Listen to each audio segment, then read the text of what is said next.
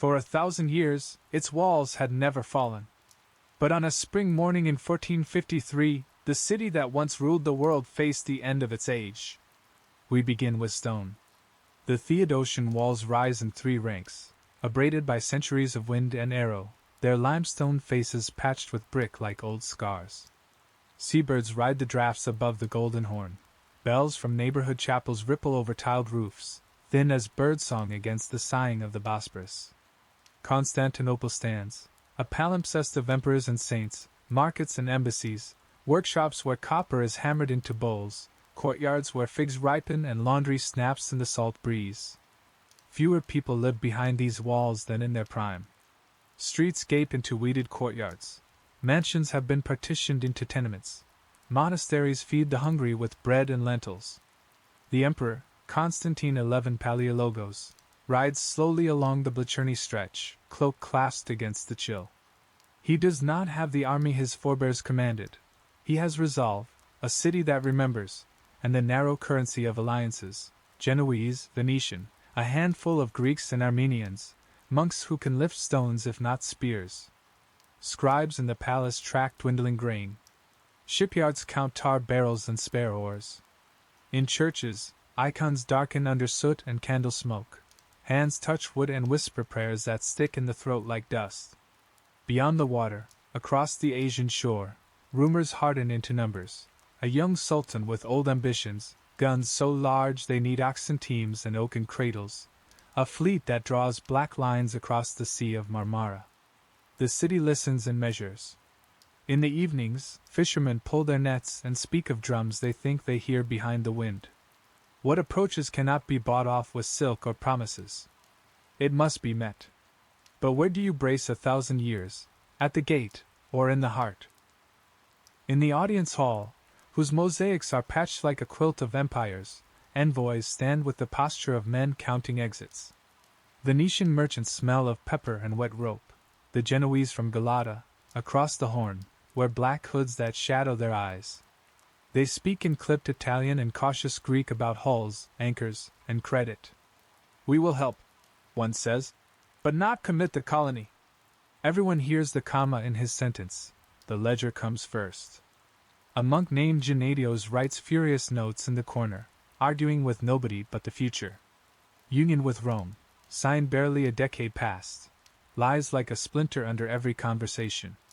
Some accept the Latin cross if it brings ships. Others would rather fall to the crescent than bend to the papal tiara. Constantine listens without flinching. He has sworn to hold the city for both heaven and the empire, and if heaven splits along old schisms, he will still repair the walls. When the meeting adjourns, an aide leads the emperor to a cabinet where maps are spread under glass. The horn's chain, links of iron thick as a man's forearm, will be raised to bar the inlet. Fire ships are prepared. For great gates, the Chrysius, the St. Romanus, the Adrianople, the Blachernyi, will be sealed with earth and prayer. He draws his finger along the land walls, eyes landing on a name, St. Romanus, a field of approach broad enough for siege lines. He knows that is where the great guns will point. Night falls. The envoys slip away into narrow lanes, counting coin by candle. On the water, the chain floats in Greece, a sleeping serpent. And beyond the Marmara, the drums begin to travel on the air like distant thunder. Will those who promise sails bring them when the weather turns? The city moves as if called to liturgy. Masons summon apprentices. Lime kilns glow like low stars at the edges of neighborhoods. Women carry baskets of mortar. Boys pass stones underhand, chapped fingers red from the cold. The walls receive their care without gratitude, thick and impassive. Along the outer wall, wooden hoardings are repaired with cedar rescued from dismantled mansions.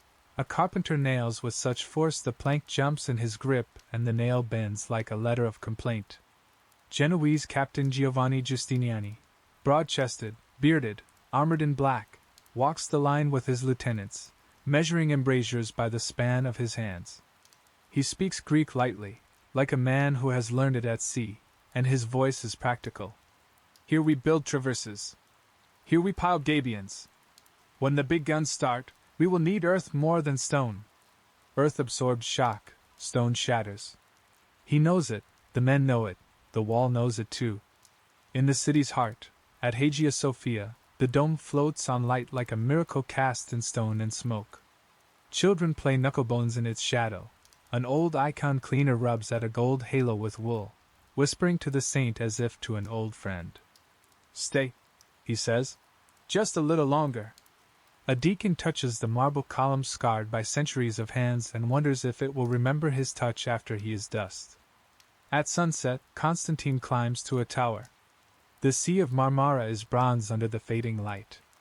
On its distant edge he thinks he sees a smear of black like smoke or sails. He keeps his eyes on it until the light fails, as if staring could turn rumor back into wind. When he descends, he orders another watch set on every gate and drinks water with his supper to save the wine for the wounded not yet wounded. How much weight can be borne by hands that have already lost so much? On the far shore, the Ottoman court is a geometry of intent. Mehmed, not long past 20, sits under a pavilion where the canvas is taut as a drumhead. He studies a city he has never ruled but has already claimed in the theater of his mind. His advisors speak in polished circles. His eyes cut straight lines. "Roma," he says softly, using the old word for the empire that called itself Roman. "Second Rome, and my capital." An engineer named Orban, Hungarian by birth, a man of powder and sums, has shown him a cannon like a bronze beast, a mouth wide enough for a child to crawl into. It takes teams of oxen to move, forests to fuel the foundry, and patience to cool the cast without flaw. Men's patience is iron. He orders more powder, more shot, more wheels. The camp carpenters lay trackways of logs, greased with tallow, across gully ground. The army becomes a moving workshop. Smiths peen rivets by moonlight. Leatherworkers stitch straps for the gun carriages. Cooks boil wheat into porridge for thousands, the steam rising like a sacrament. At prayer, the Sultan lowers his head until the turban's shadow covers his eyes. He thinks not of paradise but of maps. If he takes the city, he will hold the straits, the trade, the hinge between continents. He is not pious enough to mistake strategy for fate, nor cynical enough to call it only luck. He believes in will. His captains hear the drum of it in his voice, steady, relentless. In the evenings he walks the edge of the camp with a trusted guard. On a ridge he stops and watches the distant sparkle of Constantine's city. "They think the sea is a wall," he says. "Walls are things that can be opened." The guard looks toward the black shape of the Genoese colony at Galata and then back to his sultan. There are plans within plans, and one of them involves moving ships where ships do not belong. What shall a city do when the earth itself is yoked against it? The chain across the Golden Horn rises with a sound like a smith's anvil rung by the water. Men in boats strain at capstans. The grease is thick, smelling of ash and sheep fat. Lanterns swing. A Venetian curses in a dialect that sounds like pebbles kicked down steps. A Greek pilot spits for luck and crosses himself twice to balance the blasphemy. When the last link lifts clear, the harbor has a mouth of iron. It looks invincible by moonlight. By daylight it will look like a question. Within Hagia Sophia, a procession unwinds through incense that blurs the edges of things. The emperor walks with the clergy, bareheaded, his jaw tight. A Latin friar and an Orthodox deacon exchange a glance of something near to grace, resentments folded under the weight of need. "One cup," the friar murmurs. "One city," the deacon answers. The choir is tired but sings like a rope pulled hand to hand. On the landward ramparts, Giustiniani watches carts hauling earth. He orders a ditch cleared, then another, as if digging could delay time. He speaks with a boy from Pera who has carried messages across the Horn. "They will not fight for us," the boy says, meaning the Genoese colony. "They will not fight against us either." Neutrality is the second chain, thinner, more dangerous. A storm blows up in the Marmara. Waves crash against the sea walls like fists. In a warehouse by the harbor, sacks of grain grow damp. Rats ride the ropes like acrobats.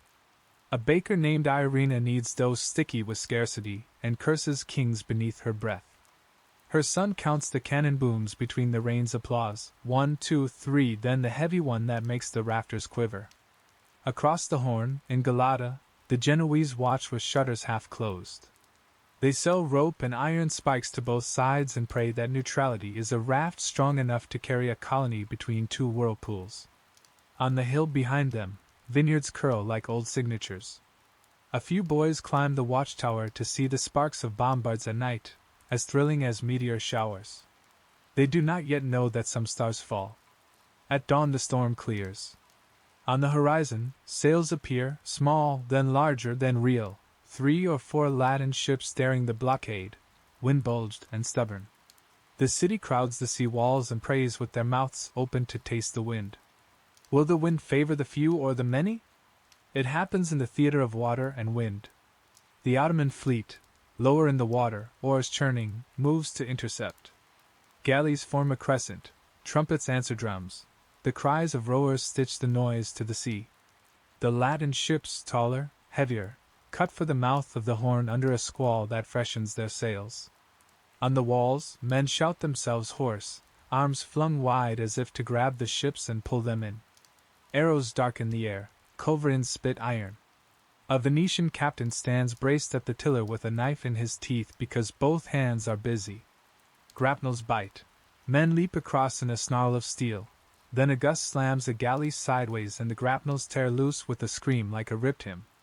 The chain across the Horn gleams ahead like salvation hammered into links. On the shore, Mehmed watches from horseback, cloak snapping, jaw tight. He urges the oared ships forward with a gesture that looks like a throwing knife. Powder smoke low on the water makes the scene a freeze, ships locked, oars broken, a banner trailing in the sea like a wounded bird. The wind, that ancient partisan, lifts once more. The Latin sails flower. One by one, bruised and burning at the edges, they slide past the last Ottoman beakheads and clatter under the chain, while the city erupts, bells, horns, voices, the kind of noise that leaves people laughing and crying at once. The victors toss casks of flour and barrels of salted fish over the side to be dragged to shore. The losers take oaths in the smoke that the wind cannot hear. Mem turns his horse without theatrics. He has another plan he does not share with the sea. What door do you use when the front is barred and the wind cannot be bribed? Rumor arrives first. A mule train at midnight, planks greased like eels, carpenters with lanterns moving in files. Then, one morning, the city wakes to impossible geometry, ships where ships cannot be. Ottoman galleys, hauled over the hill behind Galata on rollers, slide down into the sheltered waters of the Golden Horn. Inside the chains iron smile. The colony protests it could not stop them without suicide. The city hears only the splash of oars taking possession of its backyard. The defenders rush to shift guns, to build palisades along quays never meant to face war. A priest trips on a coil of rope and laughs as he falls, a little crazed from too little sleep. A boy throws stones into the water as if the splash can drown wood. Giustiniani stands with hands on hips, eyes calculating new angles. We divide, he mutters. Every division weakens us. But we cannot leave the Horn undefended. He sends men who have never fired from ships to learn in an afternoon what sailors learn in years. In the Ottoman camp, carpenters dump empty tallow jars with satisfaction. The Sultan rides down to the Horn and watches his new fleet glitter under morning light like a knife suddenly drawn. His captains bow. The strategy feels like the click of a lock, lines of fire crossing from unexpected places, pressure redistributing, defenders scurrying. That night, under a sky fouled by smoke, a Constantinopolitan woman named Mariora wraps her baby tighter and whispers a lullaby older than the city, older than the walls. The rhythm of oars comes through her shutters like a second heartbeat. She sings louder. What song can drown a strategy? On May 22nd, the moon bites itself. A shadow slides across its face until it hangs like a tarnished coin over the city. People climb roofs to stare. Superstition digs old trenches in new hearts. Some say it is a sign that the Mother of God has abandoned the city. Others say it is only the mechanics of heaven. The bombards speak and decide the matter by daylight.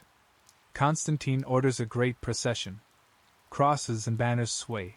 Relics wrapped in silk are carried through streets that have never looked so small beneath the sky. The emperor walks without crown, carrying an icon of the Christ anticipated and sorrowing. Latin and Greek priests trade trophies. The chant gathers and rolls like surf. Men who have quarreled about filioque and unleavened bread share a hymn and find in it, briefly, a country.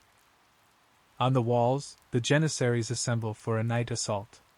Ladders lie ready, hooks filed, drums tuned to a pulse that drives feet. Mehmed speaks quietly to his captains. Not yet for the last time, he says. But soon. He has learned the wall's conversations, where stone answers shout with groan rather than crack, where the earthworks are fresh and soft, where resolve is thinner. He marks the St. Romanus gate again with a fingertip in the air. As darkness deepens and torches gutter in the wind, the city waits in a quiet wound tight enough to sing. A boy falls asleep on a step with his hand tucked under his cheek. A nun wraps her rosary around her wrist until beads leave imprints. The moon, unbitten once more, rides away. When the drums begin again, it feels like the end of weather and the beginning of something that has no name.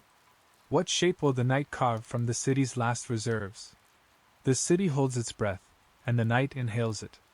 Drums roll like distant thunder over a plain of black water and churned mud. At St. Romanus the ladders go up, ash wood, iron hooks, rawhide lashings. The first wave runs bent double, shields over their heads like tortoise shells.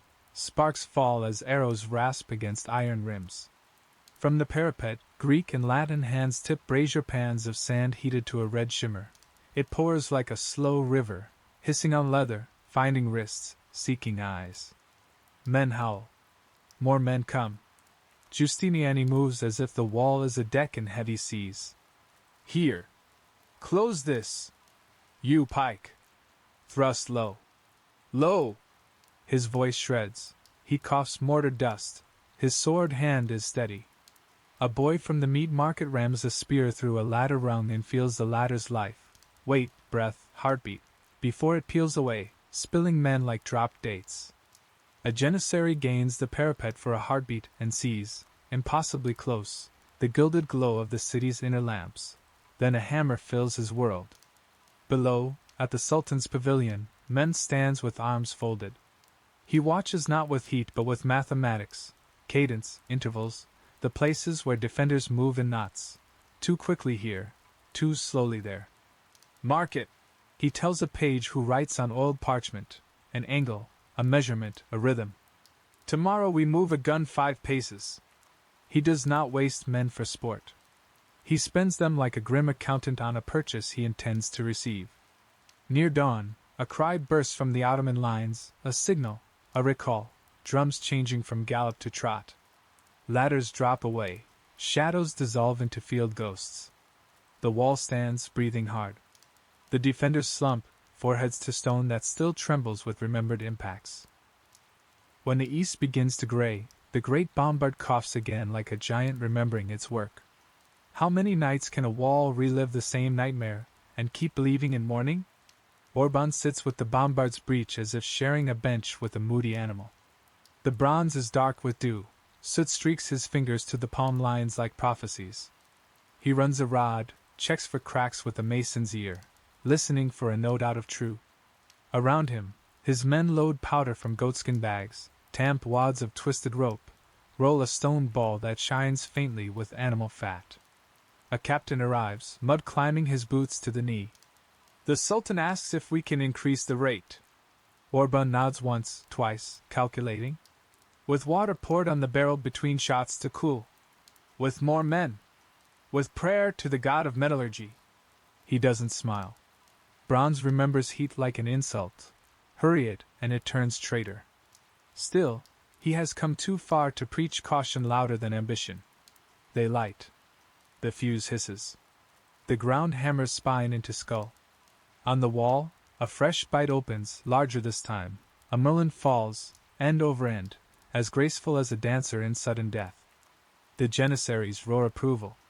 Orban says nothing, but his shoulders settle by a fraction, as if the machine and the man have agreed to one more day together.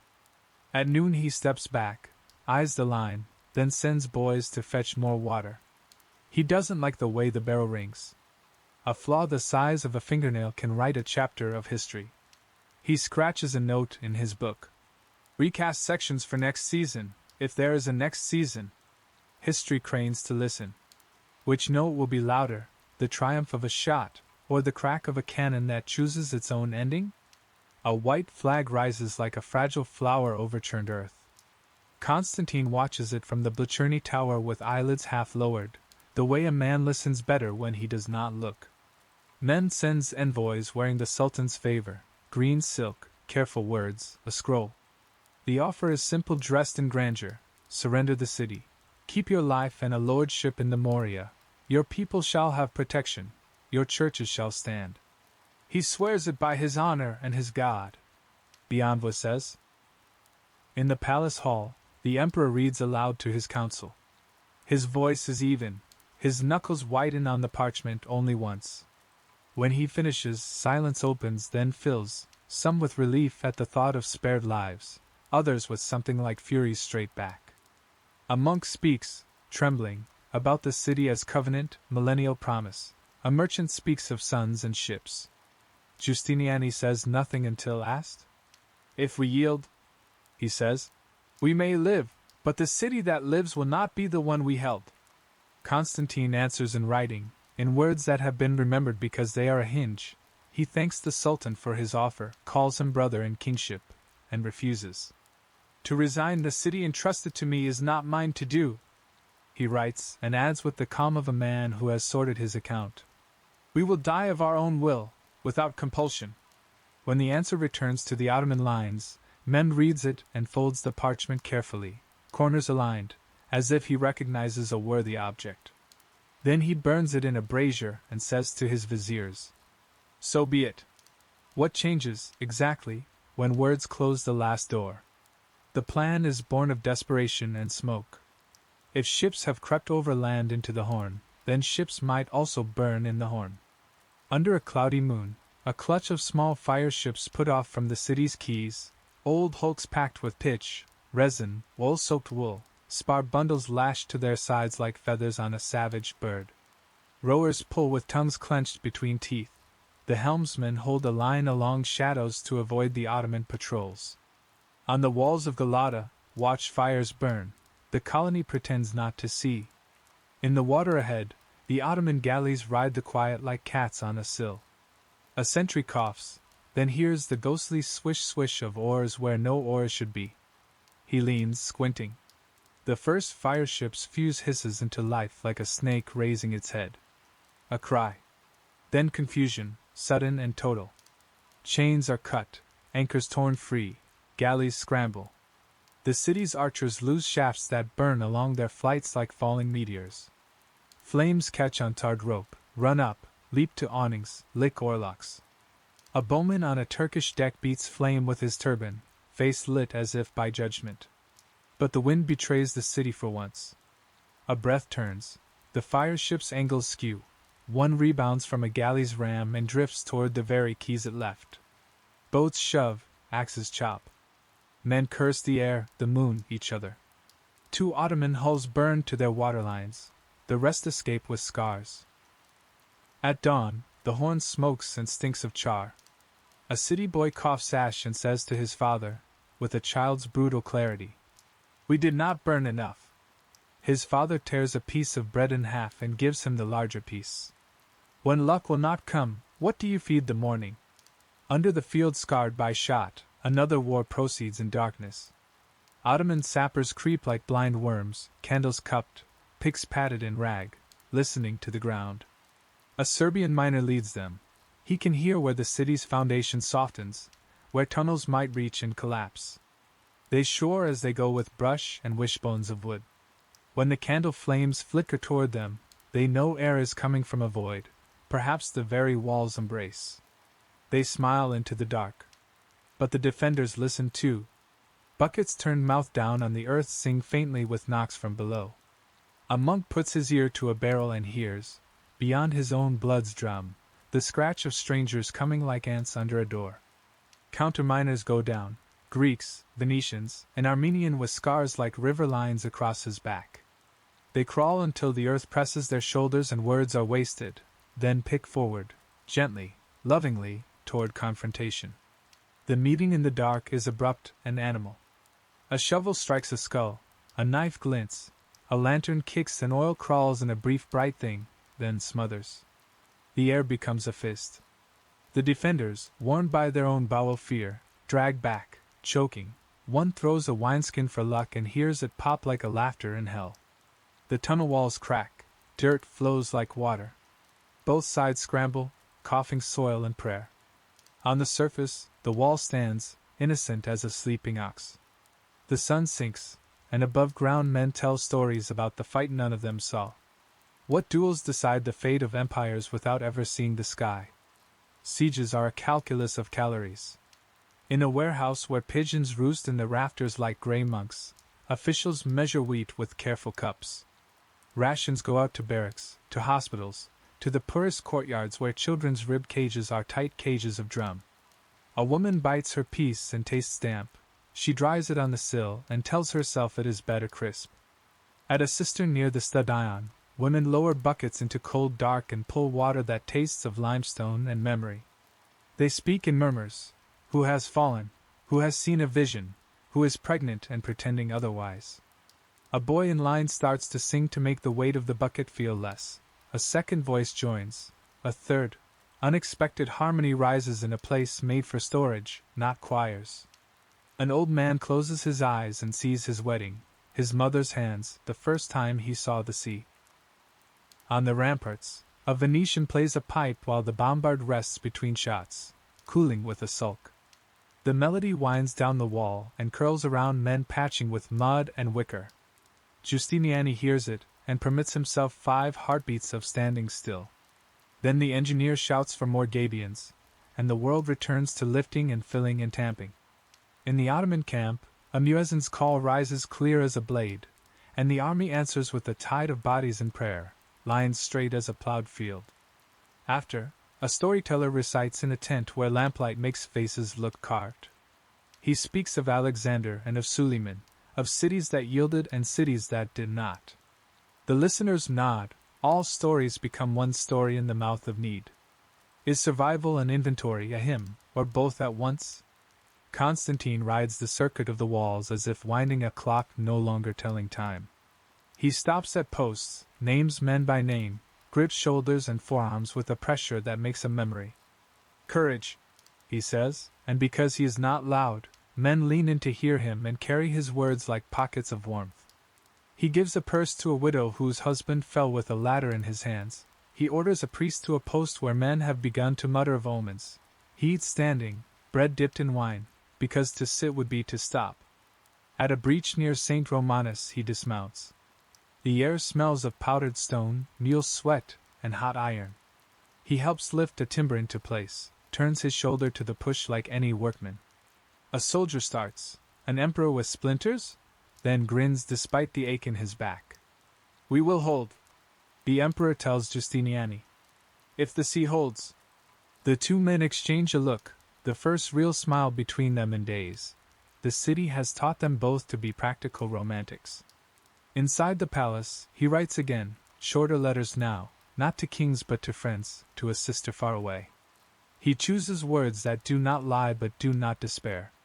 He sleeps 2 hours at a time, face down on a cloak, boots on, sword propped against a chair he will never sit in again.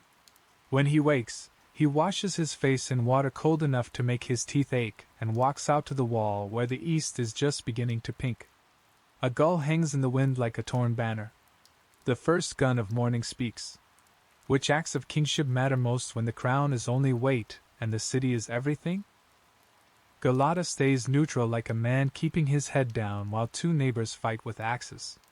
The colony's council convenes in a hall that smells of lead, wax, and old timber. They debate rules, no aid to either side, fines for any sailor who sells pitch to the city, no passage of arms across the bridge. A young Genoese speaks with heat. We are Romans by trade if not by law, and is gently, ruthlessly outvoted. Salt and coin are their gods. They burn slow and steady, and they do not reward martyrs. At night, a rope merchant meets a Byzantine cousin at the water's edge and passes a coil across for a kiss of silver. He does not call it treason because the word hurts his tongue. He calls it insurance, and insurance is what men buy when they fear storms. Mehmed watches Galata with amusement bordering on contempt. He has given the colony his word that its privileges will remain if it minds its scales. He intends to keep the word while it is useful. He also imagines, privately, how the tower will look with a different banner. Inside a winehouse, two sailors, one from Chios, one from Ragusa, argue over which saint is better at calming seas. The owner refills cups and pretends not to hear the distant percussion of the bombard, which rattles panes in their frames like a giant signaling with a spoon against the world's bowl. How long can a suburb live by looking away while the center burns? On the 26th day of May, the drums change. You do not need a drummer to tell you, men feel it in their ribs, a new urgency, a drawing in of breath before a shout. Orders run through the Ottoman camp like die, ladders collected and sorted by length, assault troops mustered by experience, sappers assigned to carry fascines for the ditch, archers to lay down a roof of arrows. The final storm will not be one wave but three, staged like a play, irregulars to tire the defenders, Anatolian troops to press, Janissaries to break. Mehmed rides the front in armor that gleams like a made promise. He speaks to units as if to individual men. Your names will be in the register. Your sons will know. He is not above bribery. He is not above belief. In his tent, a banner stitched with Quranic verses hangs like a canopy over the map of a city that has not yet agreed to belong to him. Inside Constantinople, the bells answer the drums. A great service is called in Hagia Sophia, Latin and Greek together again in a union that looks truer with death near than it did in politics' cold day. Candles be the space, shoulders brush, tears and incense make their own weather. Constantine takes the chalice like any sinner, receives and weeps. He has no illusions left, only choices. Giustiniani walks the wall and counts everything with a gambler's mind, barrels of arrows, bundles of spare pikes, the weight of his own legs. He knows the hinge is near and checks his harness twice, not from fear but habit. He pats the parapet as if it were a tired horse. Just one more run, he tells it. Give me one more. What final rhythm tells men to write their names on the air? The sky clears as if the weather has decided not to interfere with history. Stars arrange themselves like witnesses. On both sides of the wall, men write small letters, to mothers, to fiancées, to saints who might be persuaded. A janissary kisses a scrap of cloth from a woman's sleeve, tucks it in his cap, and lies down with his hands folded. A Greek archer sharpens a bodkin on his boot heel and thinks of his brother lost at Varna, the way his laugh used to spill across a courtyard like grain from a tip sack. Constantine gathers his captains in a small room hung with a tapestry faded to shadows. We will meet them before dawn, he says.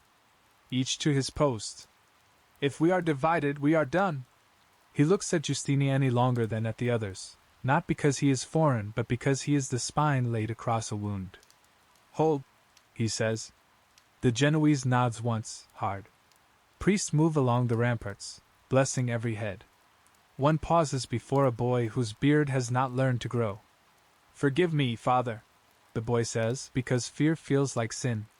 The priest lays 2 fingers on his brow and says, May your fear keep your eyes open.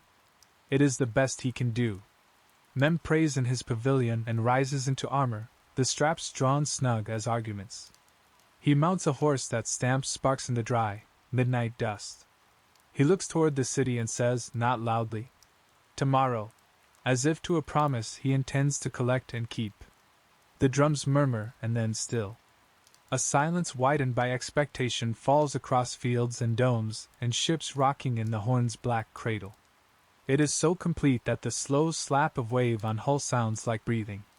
What sound will break this poised silence? A cheer, a scream, or the wordless blow of impact? Before dawn on May 29th, the drums return like a storm finally spending itself. Torches bob, ladders march, the field breathes men.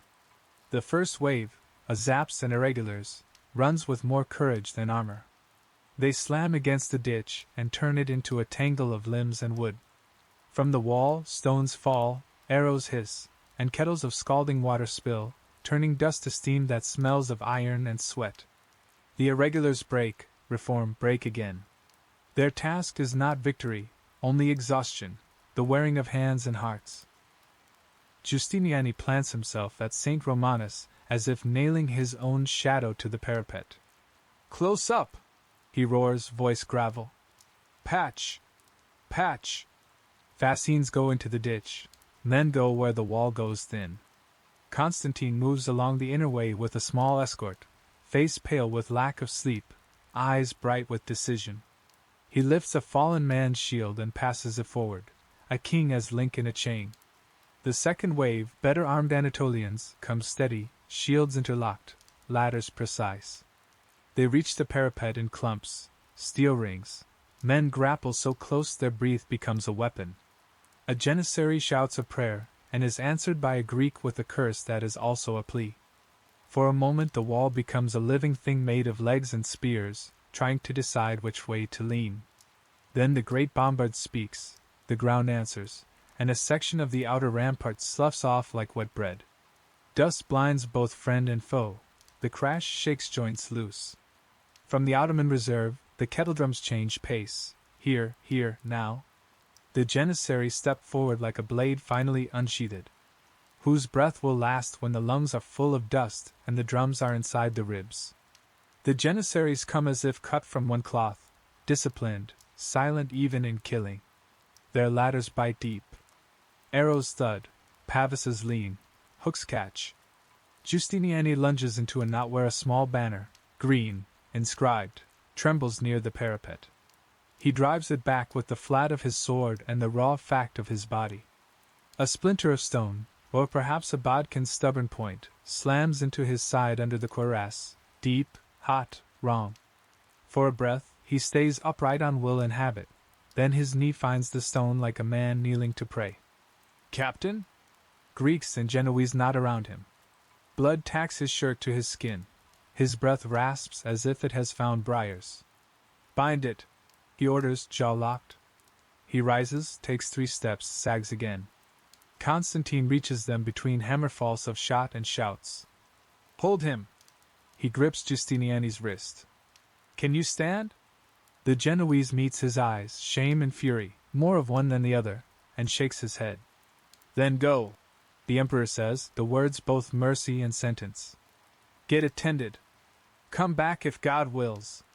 They carry him down the ramp as rumor outpaces them like a flame in dry brush. Giustiniani is gone. A tremor runs the length of the wall, disbelief, then thin fear.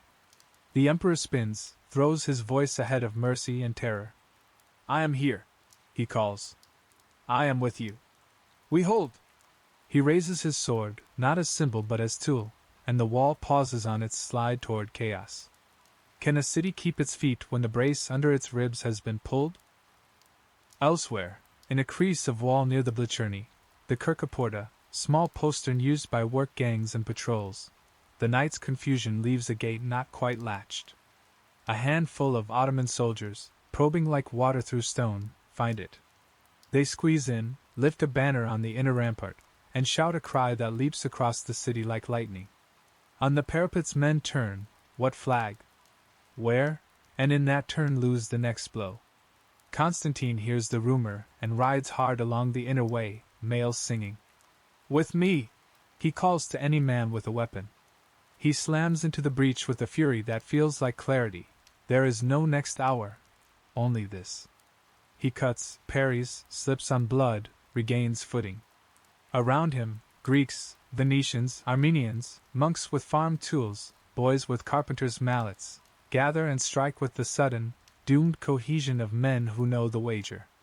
At St. Romanus, the janissaries crest a mangled parapet like a wave finding the right shape of rock. The chain of command on the wall frays. Messengers are arrows too slow for the pace of disintegration. The kettle drums beat closer, triumph curling the rhythm's lip.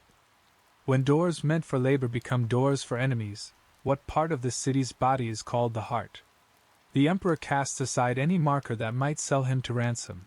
No purple, no diadem, no standard. "I am not the Emperor now," he is remembered to have said. but a soldier of Christ. He gathers around him the last reliable weight, his household guards, the bravest of the Italians who will not leave the line, Greeks whose fathers taught them the names of stones. They charge into the thicket at the breach with the desperate economy of men who have used up everything else. Steel talks. The emperor fights like a man trying to spend his life precisely. A janissary staggers, gashed, another steps into his place. A friend, John Dalmatia, falls across Constantine's knees, blood black in morning light. Up, the emperor snarls, not to the dead but to himself. He rises, reels, and drives again. Someone gives. No chronicler can agree where the first true backstep happens. Perhaps at St. Romanus when a section of inner wall cracks. Perhaps at the Kirkoporta when a banner refuses to be torn down. Perhaps in the rumor that Giustiniani has sailed away, though he is only bleeding 2 streets inland. Retreat becomes a language spoken fluently by men who have not practiced it. Constantine vanishes into the press. Some say he died at a heap of bodies near the gate, others that a blade took him under the arm, others that he cast off the last signet and dove into the river of iron. His body is never shown beyond dispute. How does a city understand the exact heartbeat when its heart stops? On the water, the great chain across the Horn groans under axes, fire, and the simple arithmetic of capture. Ottoman galleys push, ropes part, the iron belly drags. When it breaks, the sound rolls across water like a mountain's laugh. Ships flood the inlet, oars chopping, flags bright with the new sun. From Galata, the colony watches, merchants already sorting reasons for their new declarations of loyalty. In Hagia Sophia, the last service continues even as the world unhooks. The nave is a forest of faces, women clutching infants, old men with hands lifted, young men with knives they will never use. Monks chant with voices shredded by smoke and fear. The doors are barred as if wood can argue with fate. When the pounding begins, it travels up the columns like a bell rung by fist. Men rides through the St. Romanus breach at a controlled pace, issuing orders that any commander of any age would know: stop the killing at signal, take captives for ransom, not slaughter, secure arsenals, guard the gates. Some obey at once, others move through Sax's ancient script: blood, plunder, crying that goes hoarse and then silent. The city becomes a house ransacked by a tribe of winds. Which sound marks conquest more truly, the iron fall of a chain or the silence after a prayer is interrupted? The Sultan dismounts at Hagia Sophia when it is subdued, its doors blown in, its floor a mosaic of broken glass and tears. He orders the building spared. He ascends the ramp to the gallery and looks down at the dome that floats on its ring of windows as if the sky has been persuaded to hold itself. Dust still swims in shafts of light like souls uncertain of their new address. He asks for a muezzin. The call, when it rises under the dome, is strange and beautiful even to ears that do not welcome it, a new music testing an old shape. A handful of soldiers kneel, more stand awkward, uncomfortable with mixing war and prayer. The Sultan himself bows his head briefly, then gives orders for a conversion both practical and symbolic: plaster over some mosaics, hang lamps, clear debris, return tomorrow with the craftsmen who know how to anchor meaning in stone. Outside, captains secure granaries and towers. The slaughter dwindles to pockets, then to the history that will be written in margins and memories. A standard, white with the green script, climbs the tower on the Blicherny and snaps in the freshening breeze. When a dome changes the words it holds, does the sky notice? By evening, the city is a ledger of the breathing. Ottoman scribes take names for the treasury, prisoners, ransoms, properties seized. Greek notaries, trembling, make lists that are more like elegies. In the palace, small fires burn with the sullenness of damp fuel. In the streets, bodies lie like punctuation the sentence did not intend. A cat walks along a fallen spear as if balancing between ages. Mem tours the walls, stopping to touch the jagged lips of breaches with a craftsman's attention. Build here first, he tells his engineers. Earth behind stone. New towers. He speaks to a janissary sergeant in tones a father might use on a proud son grown reckless. Praise, order, the measured gift of coin. At the harbor, the chain's broken links are hauled ashore and coiled like myths, made harmless. A Genoese envoy kneels, offers the keys of Galata, and receives in return a curt nod and a promise clipped as if by shears. Keep your trade. Keep your lives. Break your walls.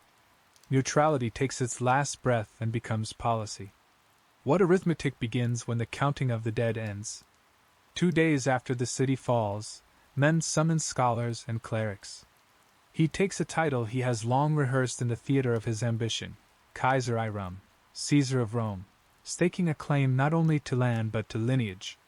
His jurists bow with caution and calculation. A boy in the back hears it, and wonders if empires can be inherited like carpentry. He sends for Gennadios Scholarios, the monk who argued against union with Rome in cooler days. In a tent hung with carpets looted and gifted, Mehmed installs him as patriarch. Guide your people, he says, a conqueror appointing a shepherd. The millet settles into place, a system that will sort souls by script, tax by creed, and keep the machinery oiled with compromise and surveillance. In the quarter near the Forum of Constantine, a widow finds her house stripped to walls and one brass pot someone deemed not worth a thief's arm. She sits on the threshold until an Ottoman official comes with orders to register properties. Name? He asks, writing in a script that looks like river reeds to her eyes. She gives it, and in the giving steps from one book into another. Which titles weigh more in the end, those taken by the strong, or those given to quiet the broken? Smoke lingers for days, a second sky that smudges dawn. Work begins with the dull inevitability of hunger, burying, mending wells fouled by siege, dragging timbers into rough frames where walls once held out weather and men. From the shattered workshops near the Augustion, smiths salvage bell metal for pots. From the harbors, ropes and sails become clothing, tents, makeshift doors. Children hunt for wheat in cracks and find, sometimes, coins they do not know how to spend. News runs outward like tide. In Rome, a pope mourns and measures. In Venice and Genoa, merchants lay new routes along ledgers as if drawing veins on a different body. In the courts of Europe, barons and kings pretend surprise at a destiny they watched approach like a storm over flat land. Some plan crusades that will evaporate in the heat of nearer wars. Others send letters of congratulations veiled as diplomacy. To the east, traders from Bursa smile and calculate silk's new taxes. Greek scholars take ship or mule road, carrying in satchels the old language like a live coal. In Italian towns, presses warm to type. Ideas change clothes, Plato not as legend but as text, mathematics freed from prayer's strict harness, maps that admit error and then correct it. A city falls, a continent inhales. When a single morning stretches across years, what name belongs to it, morning or dawn? Mehmed enters the city again, not as conqueror hot from the line but as builder in the draft of his own future. He stands in the hippodrome, grass growing between broken stones, the serpent column scarred by time and men, and imagines domes rising, a palace repaired, markets fat with spices from ports that will now pay him. He chooses a new name to sit beside the old. Istanbul will grow inside Constantinople like a graft that takes because it must. On a hill, women hang washing because clothes do not care who rules. Along the sea walls, soldiers lounge and joke in the universal grammar of men given an hour between orders. In a ruined house, a boy picks up a piece of colored glass and holds it to the sun. The world turns red and gold and then back again when he lowers it, a trick he will repeat until the shard cuts his thumb and makes him cry. Across water and language, a sentence nestles in the mouths of chroniclers who will disagree about nearly everything else but agree on the contour of the hour. An age ended here. The city had been an argument about God, empire, and time. The argument is not over. It has only changed its venue and its grammar. When the smoke cleared and the crescent rose over the ruins, history turned a page. The Middle Ages were over, and a new empire had begun.